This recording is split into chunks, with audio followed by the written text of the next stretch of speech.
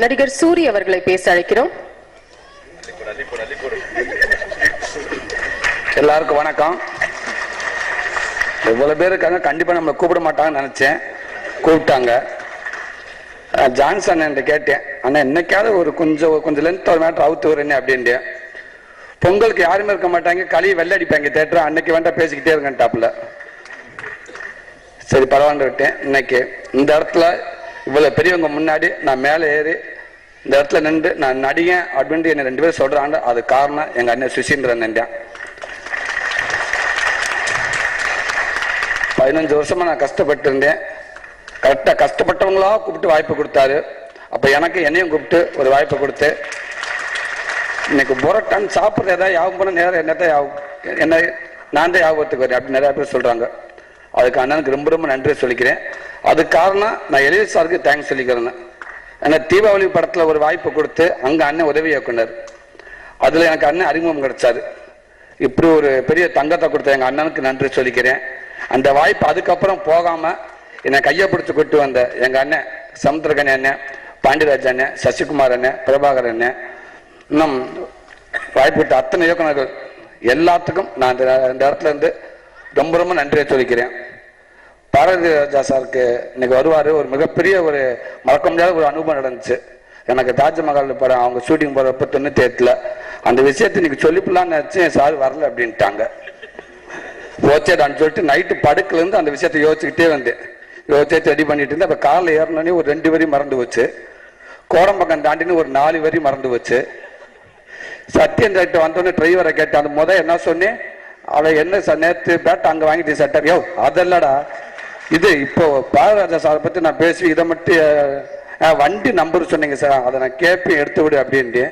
இப்போ அவனை கேட்க வாய்ப்பு இல்லை, மொத்தமும் மறந்து போச்சு.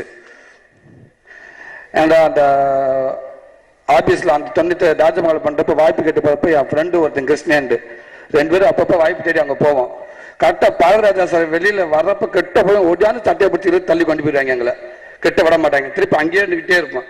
சாயந்தரம் வருவார், ஓடியாந்து கெட்ட வரையும் திருப்பி சட்டையை பிடிச்சி தள்ளி கொண்டு போயிடுவாங்க. அங்கே அப்படியே கோத்தை வெளியில் வர்றப்ப அந்த இஸ்திரி பண்ணுறங்க, இப்போ தம்பி நீங்கள் எந்த ஒரு மதுரையாண்டாரு, என்ன எங்கெங்க டெய்லி வரையும் பார்க்க விட மாட்டேன்றாங்க. எப்போ பாரதி ராஜா கிராமத்துக்காரு எப்படி தெரியுதோ உங்களுக்கு, இப்பெல்லாம் வந்து வாய்ப்பு கொடுக்க மாட்டாரு.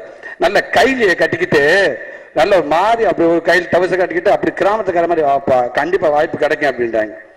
மறுநாள் நானே அந்த என் ஃப்ரெண்டு கிருஷ்ணன் 2 பேரும் சேர்ந்து கைலியை கட்டிக்கிட்டு டவுசர் நல்லா இறக்கி விட்டுக்கிட்டு இங்க இதுல உதவி இயக்கணும் யானை வந்து ஒருத்தர் என்னோட நண்பர் தாயத்தவனை கட்டி விட்டு அப்ப எவ்வளவு பெரிய தாயத்தை கட்டி கிட்டவனை கூட்டு மண்டையெல்லாம் கசக்கி விட்டு அப்படியே பப்பர பாண்டுக்கு இப்போ கண்டிப்பா கூப்பிட்டே பேசுவார் அப்படின்ட்டாங்க.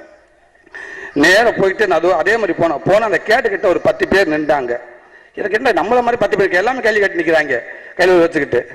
அப்ப என்னடா அப்படின்னு டவுட்டு. என்னன்னா அதுக்கு முதல் நாள் என்ன நடந்திருக்குன்னா, அந்த பக்கத்தில் அந்த பேப்பர் இருக்கிறவங்க வராங்கல்ல போற ஒரு மாதிரி அவர் அங்கே பைய தூக்கிட்டு அவங்க எல்லாம் வந்திருக்காங்க. அந்த கம்பெனிக்குள்ள இந்த கழட்டி வச்ச காரு டயரை தூக்கிட்டு போயிட்டாங்க, பஞ்சர் பக்கம் வச்ச டயரை தூக்கிட்டு போயிட்டாங்களாம். இப்போ அந்த அசோசியேஷன் எல்லாரும் தேடிக்க யார் யார் அந்த இந்த பேப்பர் இருக்கிறவங்க டெய்லி கிட்ட வர்றாங்க, அவங்க தாங்கண்டு. சரி நாளைக்கு வந்தாங்கன்னா அவங்களை யாரும் அப்படியே பேச்சு கொடுத்துக்கிட்டே நிப்பாட்டி வைக்க பிடிச்சி போடுவோம் இருக்காங்க. என் கெட்ட நேரம் மறுநாள் நானும் போறேன், அவங்க எல்லாம் நிக்கிறாங்க, நானும் உள்ள போய் சேர்ந்துட்டேன்.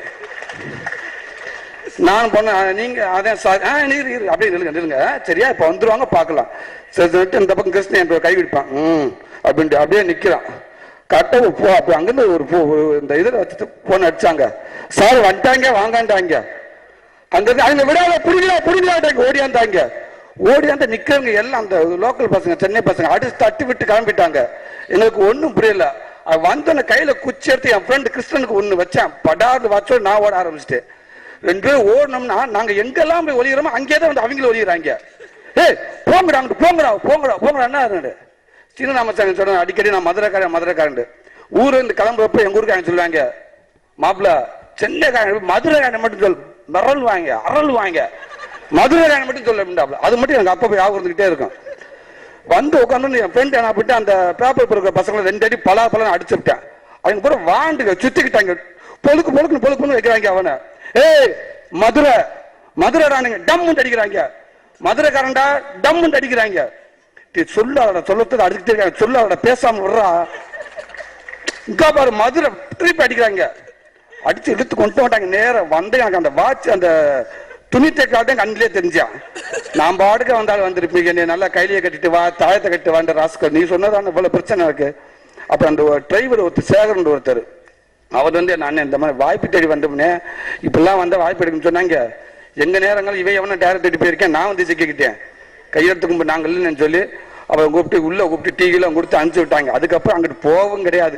இதுக்கு 50 அயன் பாச காணாம நம்மளை பிடிப்பாங்க, எதை காணாம நம்மள தான் பிடிப்பாங்க, வேணாம்லாண்டு. அதுக்கப்புறம் அண்ணன் வாய்ப்பு கொடுத்து ஃபர்ஸ்ட் நாள் ஷூட்டிங் முதல் சார் நடிக்க போறப்ப பாரதிராஜா சார் அந்த ஸ்ட்ரெச்சர்ல படுத்திருப்பாரு, அவரை தள்ளிட்டு போற மாதிரி நானும் விஷால் சார் அப்படியே பார்த்தேன். தொட்டு அவருக்கு தெரியல, நம்ம யாருன்னு சாருக்கு தெரியாது. சண்டாலா எப்பேற்பட்ட மனுஷன், இந்த மனுஷனை பார்க்க போக என்ன விரட்டு என்ன அடி அப்படின்னு அப்படியே அவருக்கு தெரியாம அப்படியே அந்த காலை அப்படி தொட்டு அப்படி கும்பிட்டுக்கிட்டேன்.